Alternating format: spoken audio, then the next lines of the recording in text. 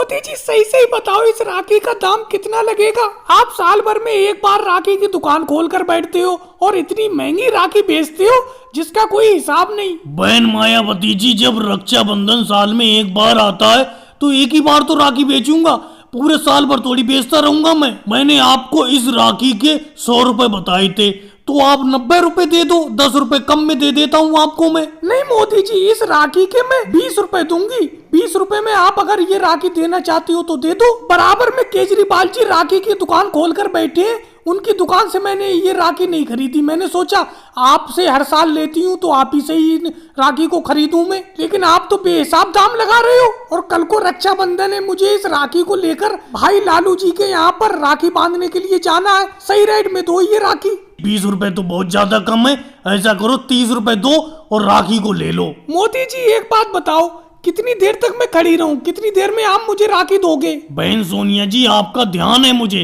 कम से कम पहले बहन मायावती जी को तो राखी दे दूं, उसके बाद आप ही को राखी देना है मुझे। वैसे कोई राखी पसंद आई, बताओ कौन सी राखी खरीदोगी? मोदी जी जो सबसे महंगी राखी हो वो राखी मुझे दे दो। मम्मी जी, इतनी महंगी राखी का क्या करोगी?